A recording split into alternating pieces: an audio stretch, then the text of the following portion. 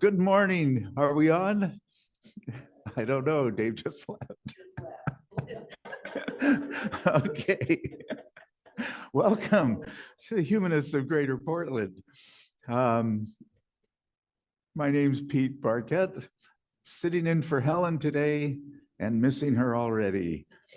We want to, HGP believes strongly in freedom of speech, but the views expressed by myself, our reader, today's speaker, HGP members and guests at today's meeting are not the official views of the humanists of Greater Portland. Humanism is a philosophy informed by science, inspired by art, and motivated by compassion. Humanists strive to lead meaningful and ethical lives. We use reason and empathy to guide our decisions and actions. We live meaningful lives because we honor the fact that this is the only life of which we are certain. As humanists, we affirm the dignity and worth of all people. We do this not only to acknowledge that all that humans have accomplished in the arts, sciences, and humanities, but also simply for the possibility for peace and well-being when people interact with respect for one another. Our reader this morning is Helen's worse half, Al Christians.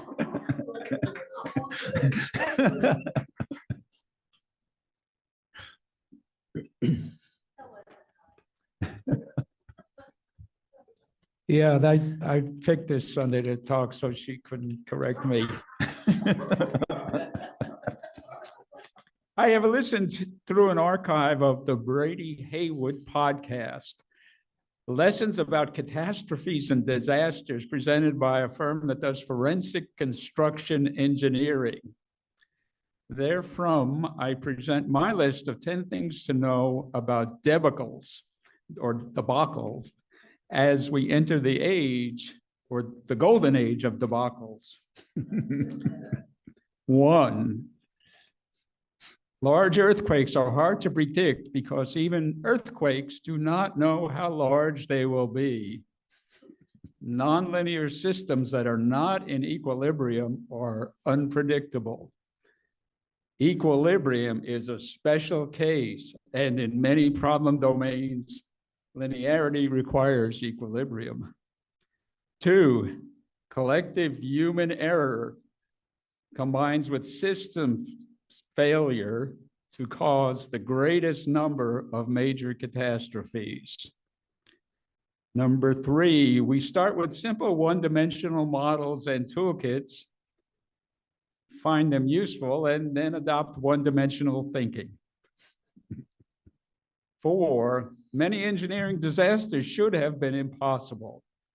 The problem that destroyed the Tacoma Narrows Bridge in 1940 was solved about 80 years previously by John Roebling, designer of the Brooklyn Bridge. Based on bridge failures back to 1815, his solution was so complete that bridge engineers had forgotten that the problem existed. 5, tight, inflexible deadlines foster collective catastrophe. And here's a quote: money, money, money. It doesn't matter to me at all. That was said by the architect of the facilities for the Montreal Olympics that he designed to fit a $124 million budget, but finally they cost $1.5 billion. 6, it is important to discuss and learn from mistakes. 7, hiring and training the best people is not enough. Often the best people make the worst mistakes. No one is too smart or too reliable to have their work inspected and checked. 8, a lack of automation permits human errors, while over-automation yields over-optimism in a system's infallibility. Computers can cause more mistakes faster than anything else, with the possible exceptions of distilled liquor and handguns. 9, the greatest obstacle to knowledge is the illusion of knowledge. Expertise is a severe burden when we face problems for which our expertise is irrelevant. This effect is emotional, subconscious, and automatic. Very rarely will we see that our tried and true personal experience is out of place. And even more unlikely is the realization that it might kill us. 10, in pursuit of knowledge, each day something is learned. In pursuit of wisdom, each day something inappropriate is discarded. Humanists of Greater Portland is a chapter of the American Humanist Association.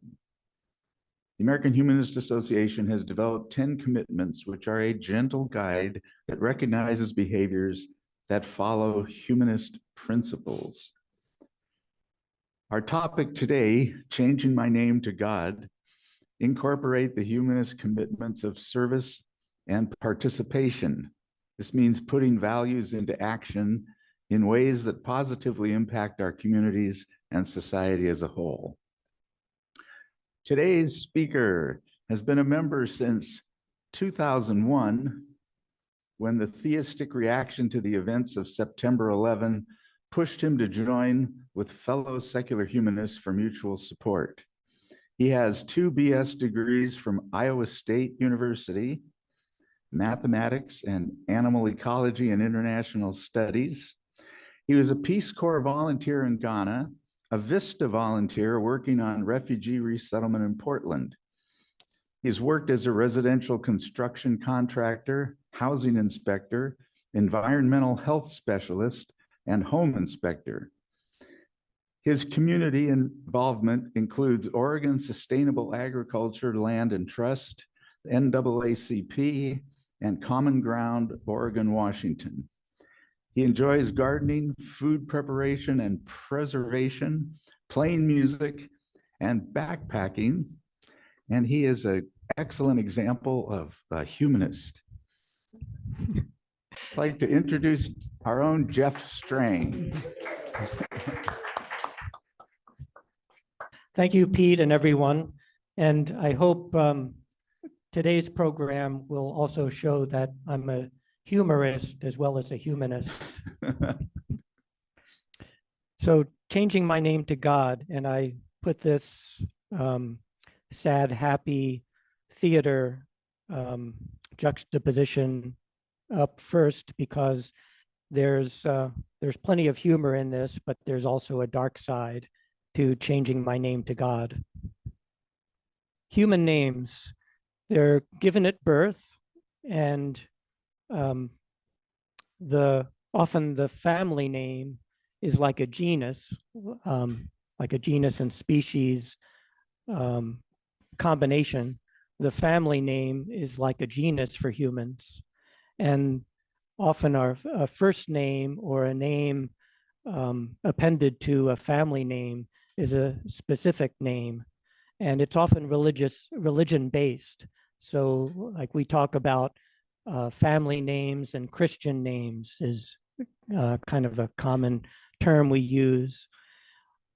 Sometimes though, human names are changed after birth, for example, at marriage or a life transition, or for art or convenience. Like we see performers sometimes just have one name, or for some friends I have from the Mien tribe of Lao, they change their names at marriage as kind of a sign of adulthood, and they pick a kind of an adult name to transition from a given child name to an adult name. And it could also be for convenience. Like maybe if you have a first name, 2 middle names, and a last name, you might shorten it to be more convenient. So my given name is Jeffrey Albert Strang. And the origin of Jeffrey is from Godefried, which is Old High German, meaning God peace. and it moved into German, Gottfried, also meaning God peace. Gott is the German word for God. And then it goes through a few changes as it goes into different languages. So Geoffrey, Old French, Geoffrey, West Middle French, to Joffrey or Jeffrey in English. And the shortened form Jeff, which I use a lot, just simply means God in the original translation. So you might consider that I'm planning to take on the God name legitimately, but anybody could do it, of course. Anybody could take on the first name of God. And God Strang is unique and shorter than Jeffrey Albert Strang, so I don't have to take a lot of time in signing my name. I can shorten it by half or so. And a bonus is that I would be called God, son of Rod, and friend of Todd. So yeah, my father's name is Rodney, or he commonly used Rod, so I would be God, son of Rod.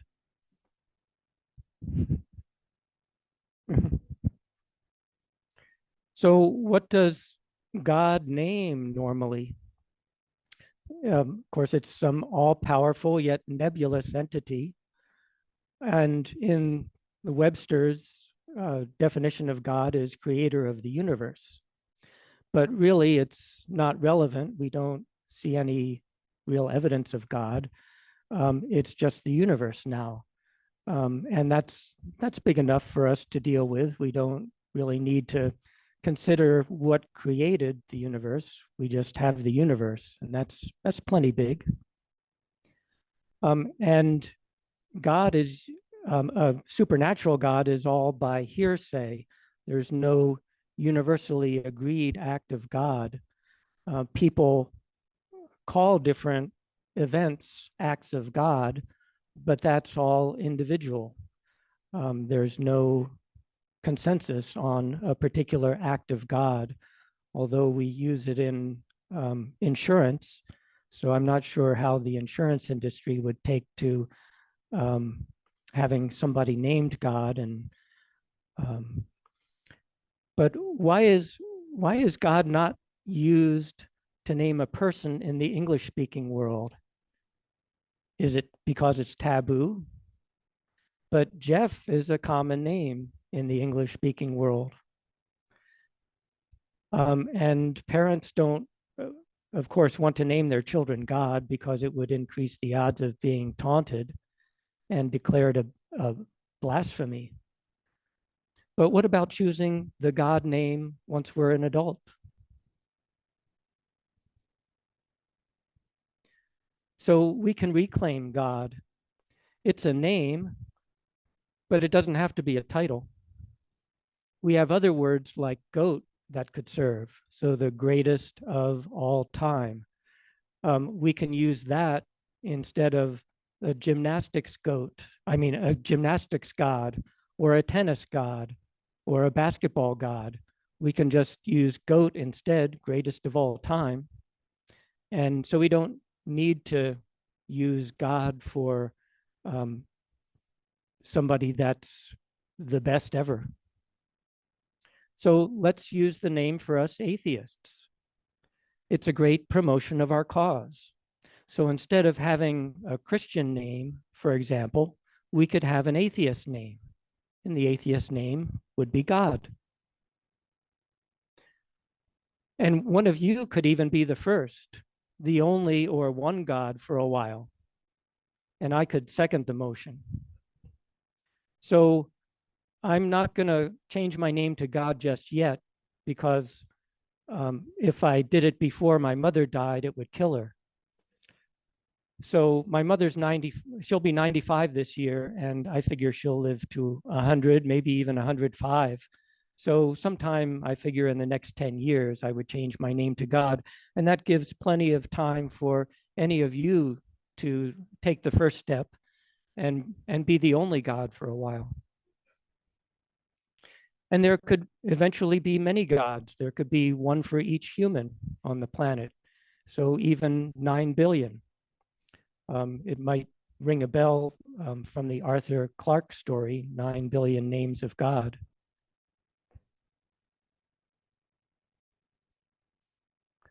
So we create God in our own image. God is personified already, like God the Father. And a grandfather age fits a lot of cultural images of God. And you can see by my profile juxtaposed with Michelangelo's. So a little older on my part wouldn't hurt. So another 5 or 10 years, I'd be getting grayer hair and might match this image more. Longer whiskers, yeah, I could grow out my beard and hair. So what about preferred pronouns? Gendered pronouns are used in some languages, but it's not necessary.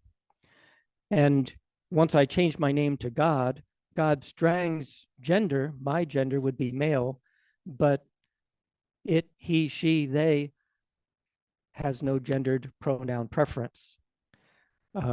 So that fits pretty well, that I don't need to be called he or him. I accept any pronoun.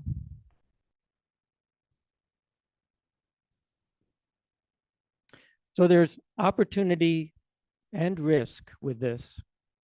So number one, it's great name recognition. Can you imagine me running for political office, for example? Yeah, vote for God. Yeah. What's that? Sorry. Oh, it might work today. Okay. Of course, it can attract harm from mentally unstable people. And it would definitely attract discrimination because atheists are a small minority. So it would open me up to a lot of attacks. And there would be misunderstandings because of God's supernatural reputation. So some people might think that God Strang is more powerful than I actually am, and can do supernatural acts. But the jokes write themselves. And one of the points of this presentation is to get a lot of audience feedback to discuss this. And so the presentation is short because I figure there will be a lot of discussion. There would also be a lot more false alarms. So if somebody says, God damn, I would be turning my head. I would hear my name, and other uses of God.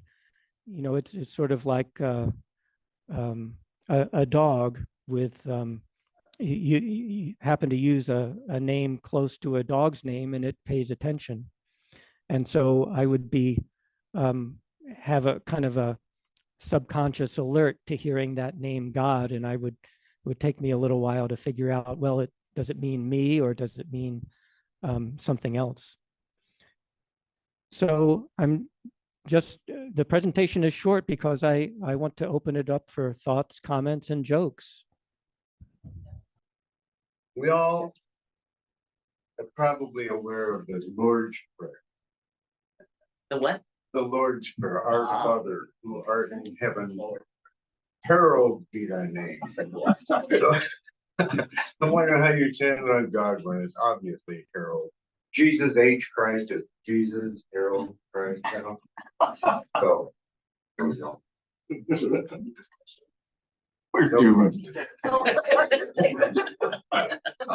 Thanks. I like that comment. 2. So if we're going to try it, kind of fun to try, is why not start here?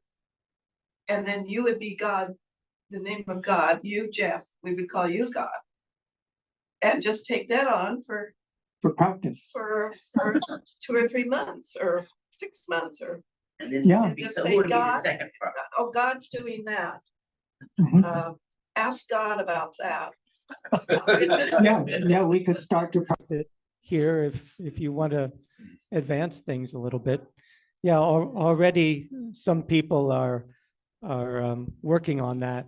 So like a friend refers to my wife Tamara as God's wife.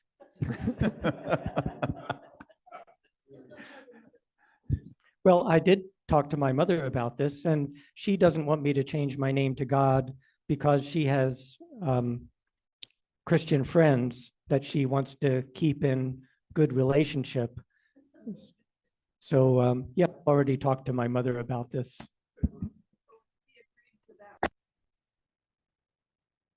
Well, I wouldn't really answer to God just yet.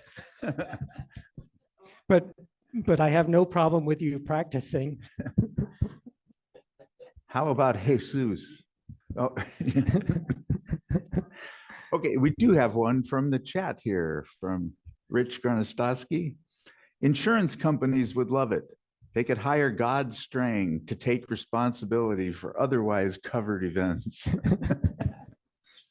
Yeah, I might have to get insurance to cover Jeff Strang against purported acts. Yeah. Number 3 here. Jeff, I'll give you 3 examples of people who've changed their names to either identify or disidentify, maybe with where they came from or whatever. First, we've got a vice president who's changed his name twice already, and it's changing. And he may be changing your name a bad name. We had President Bush II, who was always known as Junior until he ran for governor of Texas, when all of a sudden he stopped being Junior. And so he was trying to break the association with the father figure, maybe.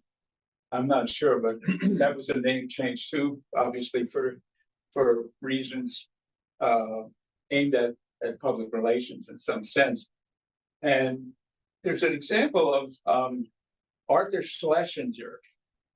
Arthur Schlesinger the first was a historian in the Harvard History Department back 100 years ago, and he was God in the history department at Harvard. And his son was not named Arthur Schlesinger Jr. until he was also at Harvard and was starting to become a historian. He changed his name to Arthur Schlesinger Jr. without asking his father, but just so that he would know who he was, or he would be identified more with his father. And then, as he was progressing through his career, it seemed natural that he was in the middle of one project, but we had a president who was like God, namely FDR, and Schlesinger Jr. dropped what he was doing to write books about the rise of FDR and the God figure of FDR. I think Helen would have cut you off. We got lots of time. How do these compare to what you're trying to do? No, I'm simply changing my name to God. I looked it up, and so I know what form to use, and it looks like a pretty simple process. How are you going to present yourself to what do you mean? Yeah. When you talked about you were worried about reactions, because you have the name of God, but you're a non-believer.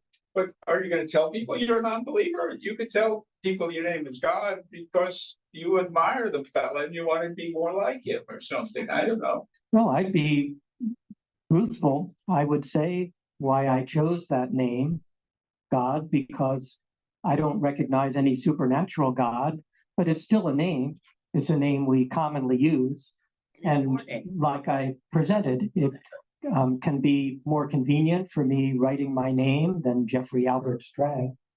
So, yeah, I think it would raise some heads, like at the airport gate, God Strang, you're come to the check-in counter.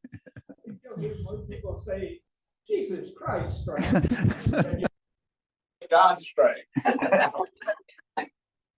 Okay, we have another question, oh, it disappeared. How do I go back to this?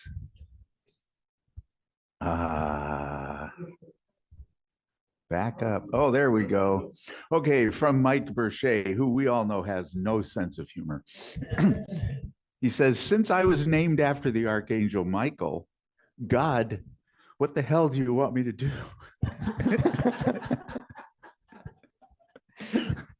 Well, I don't have any extra pull than anybody else, so I still consider Mike my peer. Yeah, you could order him around. Okay, number 4 at Friendly House. I'm just curious if you'll be taking our prayer requests now, and how do we get a hold of you? Yeah, in fact, this is something that I was working on a long time ago, probably at least 10 years ago. Maybe 15 now. I got a domain name called sendyourprayers.net. And so I was planning on charging people for sending their prayers to the website. And I think I would have more credibility if I answered them as God than as Jeff.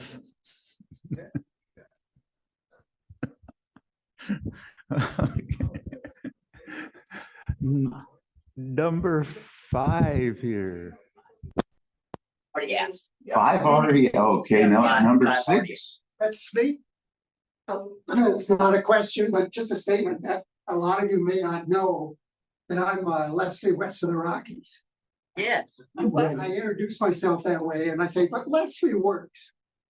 Because my first name is Paul, and back east, my kinfolk know me as Paul.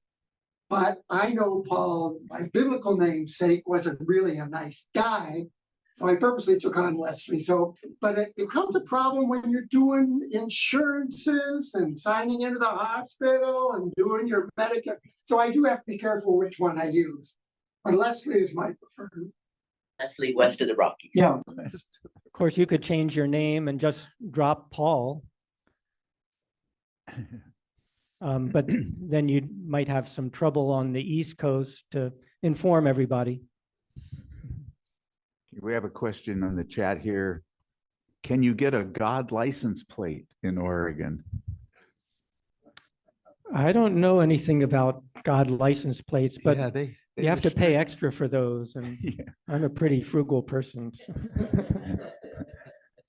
You can't swear, so maybe swear. You can't swear to God on your license plate. Why won't this move? Well, let's go to number 6. Are we? 7. 7, and That's the me. number shall be That's right. And that's me. And I really don't have a question. I was just concerned about the inference about having God with my animals, and with calling for animals when the names are similar. So I know you don't want to do God as a name for an animal. Can you do Jesus? I'm just asking. Yes. yeah, I would have No problem calling a dog Jesus. Yeah. But yeah, They're the same. Reverse. In reversed. So can you call yourself dog? no, No. it's got a little difference in pronunciation. So I know there's a bumper sticker, dog is my co-pilot, something like that. And that's a fun thing to use, but I don't think there'd be any confusion about an animal name. Probably I don't know, I like spirit animals. probably nobody would name their dog God. Spirit animals. I think it's because there's no other. Have you ever heard of a dog named God or a cat? No. Yeah. Cats don't think they are. Okay, number 8. I really was fascinated by one of your first slides showed the evolution of the Old German into the name Jeffrey. And I think that's very, very interesting. And it has an implication in my personal life because I have a son-in-law named Jeffrey. And I want to get an image of that slide you show it to him and say, you have to think about this a lot. You may have a supernatural aspect that you weren't aware of until you learned about the history of your name. Yeah. point.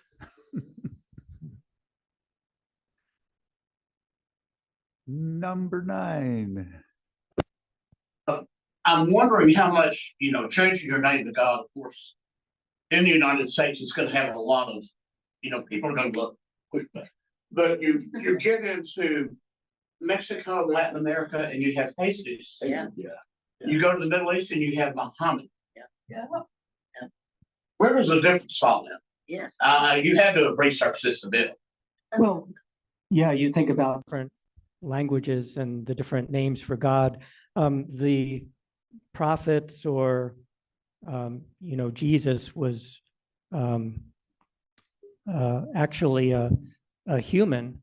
I think it's recognized in the Bible and throughout the Christian world that Jesus was a human. Yeah, they think Jesus had supernatural powers and was part of God and all that, but Jesus or Jesus and Muhammad the prophet, the people who practice Islam can have the name Muhammad to honor the prophet Muhammad, but I have never heard of any Islamic person named Allah.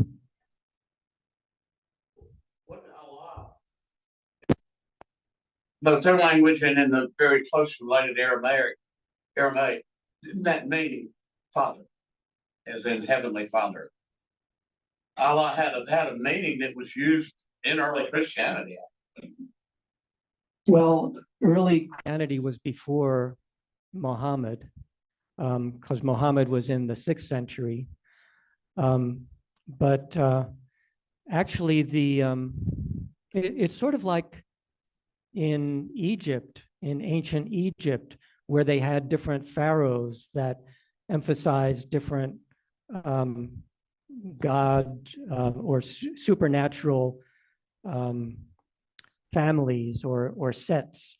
So you had one of the pharaohs that was revolutionary in saying there was we have to worship the sun god Ra to the exclusion of all these other minor gods. And actually in Islam, or in early Arab culture before Muhammad, they had some female goddesses that they recognized. And so one was Alat. So Alat, Muhammad put down all the female recognized deities in the Arab culture and said, no, we have to destroy these female goddesses. There's only one God, Allah. La meaning the masculine form. So Lat is the feminine, and Al means the. So the male god, Allah. And so you have a lot of maleness, male culture in Islam. that it's emphasizing the male form of the all-powerful God. Like you did, you answered my question very well there at the end, because you would have to know a little bit more about their language to really get that, Yeah. As far as, French, Spanish, what have you, or gender specific, I'm not, but we don't know this about, other language, Cyrillic languages and things like that. We have no clue. You don't find anybody named Dios in Spanish-speaking culture. You do see Jesus, but you don't really see Dios. Yeah.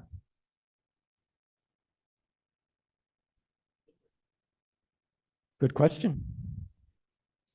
You could change your name to Jesus, maybe. Okay.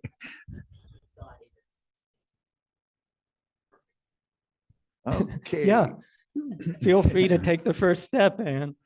And I think for gender balance, it's nice to have a female doing this too. Yeah. Mother Nature, you could have that too. Number 10. A man that does yard work across the street from us, whose name is Angel, and his helper is Jesus. And I'm wondering if you'd like to get a job working with them. You make quite a trio. I wouldn't. Yeah, I'll work with anybody who's a hard worker and a decent person. God is a good landscaper, I've heard. Number The question came up, how will you swear when you hit your thumb with the hammer? Oh, there's all kinds of swear words, so I don't have to use God. I don't have to use God. me, damn it. Why did I do that? Numero 11. That wasn't That was 11. Oh, catch up, Pete. Number 12. I got 12 here, Jeff. Now, it is legal it is possible in Oregon for you, after you change your name, to get a new birth certificate. But you have to have somebody adopt you to get a new birth certificate showing that person as your parent. Or you could have two people adopt you, and you could have two parents. You could have a mother of God and a father of God.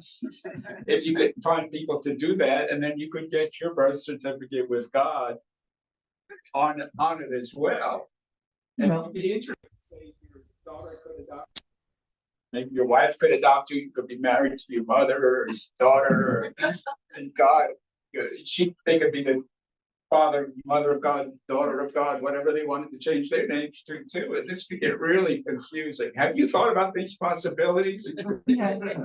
So I don't feel to change my birth certificate. It's sufficient for me to have a driver's license or a passport with God Strang on it. So when you change your name, as far as I understand, they just kind of link it to your birth name. And you could even change your name several times and have that chain of linkages back to your birth name on your birth certificate. But if your social security number has, that you can turn that in and get a new social security number.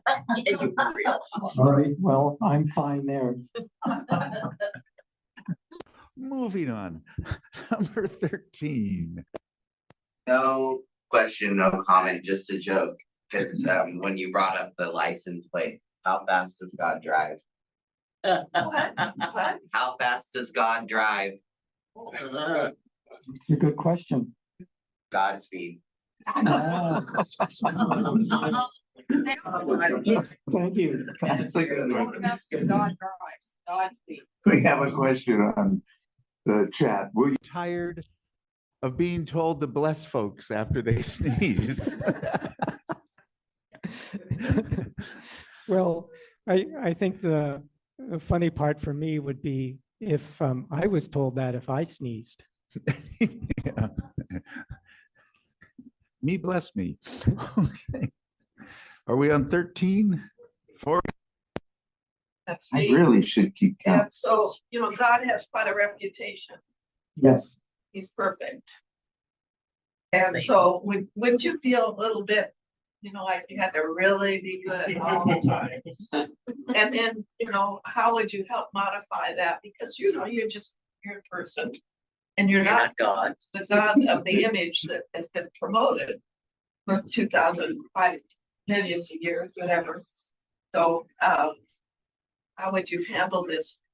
If you were God, people would be watching you and making sure you were doing everything very perfect. Well, personally, I don't recognize a perfect supernatural being. So I have no problem being a human with just simply that name, God. And what I would say is to people that question it is, God is a name, not a title. God is a name, not a title. And that's That's true, vengeful. Yeah, you can have a payday with your enemies. That's yeah, it may not be a good idea to get on the bad side of God. Do we have 15? We do. I'm just wondering seriously, it seems like it's going to add a lot of trouble to your life here. Or it could conceivably, you will run into people who could be offended. So there's kind of a cost benefit thing going on here. And you're weighing on the benefit side, apparently. You think there's more advantages than disadvantages. To me, I would think it would be the other way. I would think that just the number of people I might run into, I mean, as you mentioned earlier, mentally unstable people, I have a hard enough time avoiding mentally unstable people. It seems like I would rather attract them, this name. So you feel like you're making a statement, kind of you're improving the world in some way by taking this name. Do you think these improvements will continue on? So you expect this to start a kind of a chain reaction thing where other people might accept the name more or might name themselves? Yeah, I think you in that I put up both the happy face and the sad face, because I don't know if there's more humor than risk of being discriminated against and attacked and all that stuff. But I think it's important to be an activist atheist. And so this is part of that. A lot of people have, like we've talked about, have religious names as part of their name. And so, yeah, that's one perspective, but we atheists can also show our perspective by having it as part of our name. And again, I wouldn't recommend it for a newborn, but as adults, as cognizant adults, I think it's definitely an option. Okay, 16. Okay, what do you do when you go and give money to the homeless and they say, God bless? What do you do? Just accept it and move on. Just And they say, God bless. No. What do you do then? That's fine. Cycle. That's their perspective, and would respect that. They don't have to know my name. You know, typically when you give money to a homeless person on the street, you don't have a name-based relationship with them. So it would only be if somebody knew my name that they might start to think about that. I say, if you insist, then I tell them I'm an atheist. So I make sure. Number 7. I think I would say, you know, they say, God bless, you say, thank you. That would be good. That would be good. Actually, I wanted to say, there was on your screen there, you mentioned that atheism was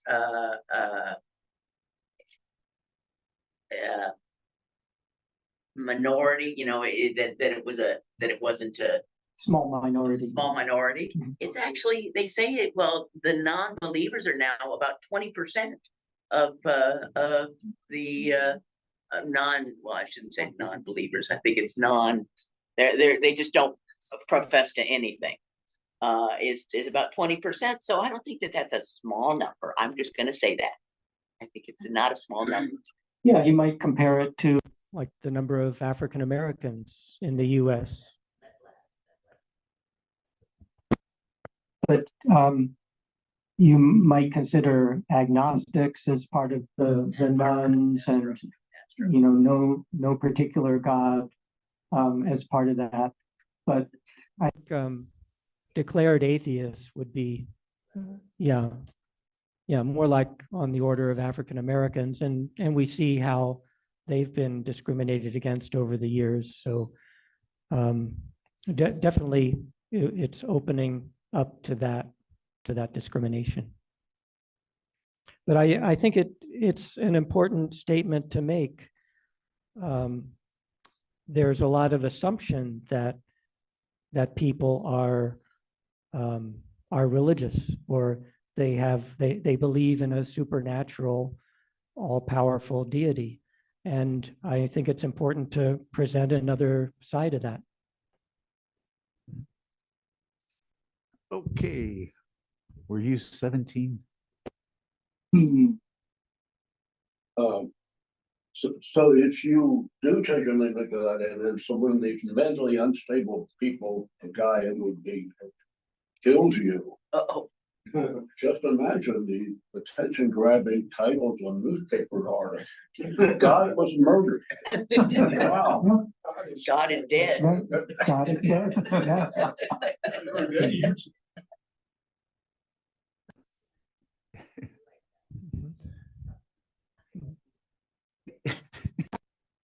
Dead. But we would sacrifice you. Bonfire, all that. Is there a 19 out there? Or we run through. We have one more on the chat. Jeremy says, why not change all your names and not just your first name? If you become God, Jesus, Holy Spirit, then you can be the unholy Trinity.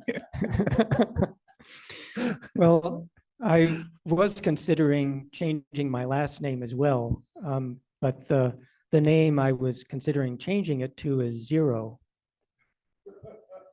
Zero. Zero. Yeah, God Zero. Spelled out. Maybe God.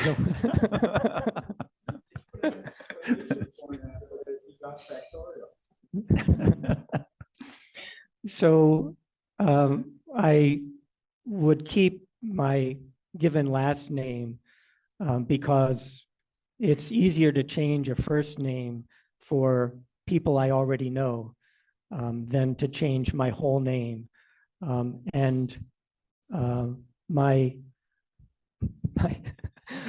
last name is, it's not unique. Other people have it, but it's not very common. So I might think of it differently if my last name were Johnson or Smith.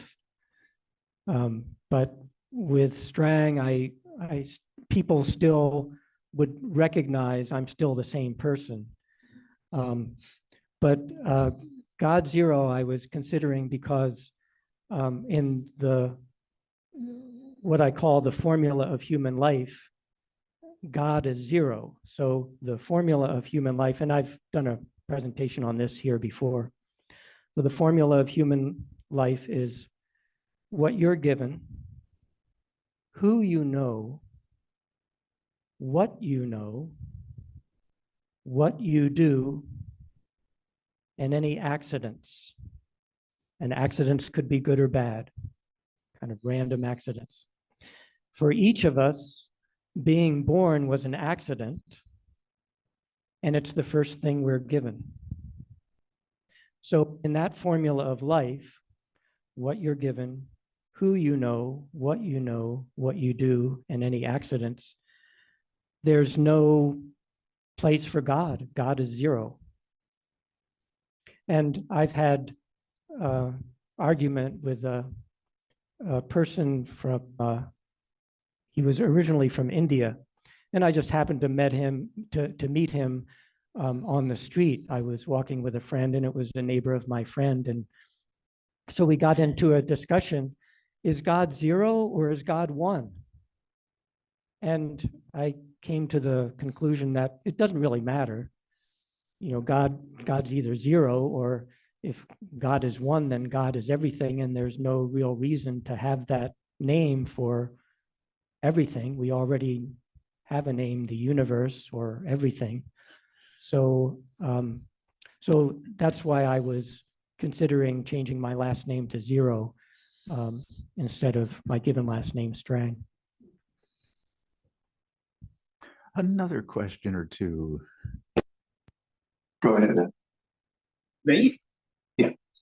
Did you know that your plans may have been disrupted a little bit the last couple of weeks because now that you're changing your name and you're going to probably be old, you're going to have to take a trip to the Social Security office to change your name.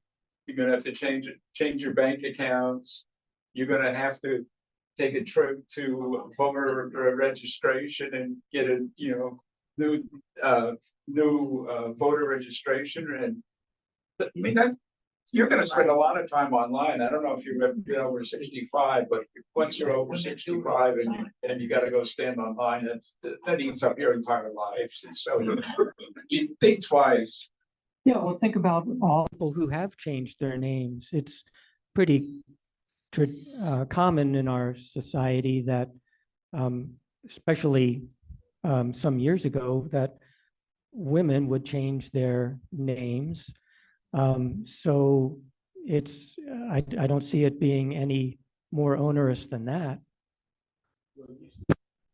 That stuff by mail, but not anymore. You have to go. I'm willing to go to the trouble of following through on all those things. David? I just want to suggest that you just change your name by your last name by adding an E, which would make you God Strange. Yeah. I'm glad I'm not a doctor.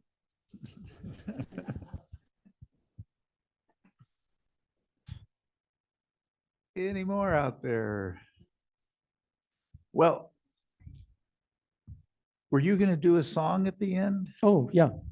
Let's. Any more questions or comments or jokes? Bad jokes? Yeah.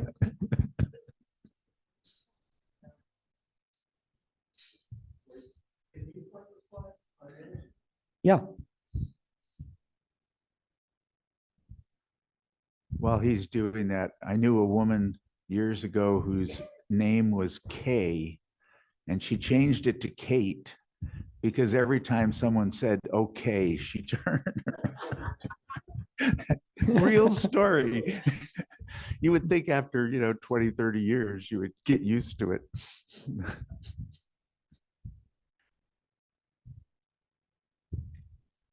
I can tell another story in honor of Todd. One of my favorite baseball stories. Paul and I, we grew up in Central California, just east of San Francisco. So we went to Giants games. Back then it was Mays, McCovey, Orlando Cepeda, Juan Marichal. And Gaylord Perry was a pitcher who was known for spitballs. And they tried to catch him all the time. And at one time, he said that he would go take a lie detector test, but only if his attorney could ask the questions. So his attorney asked him, have you ever put a foreign substance on the ball? And he said no. And he passed the lie detector test because he said, Vaseline is an American product.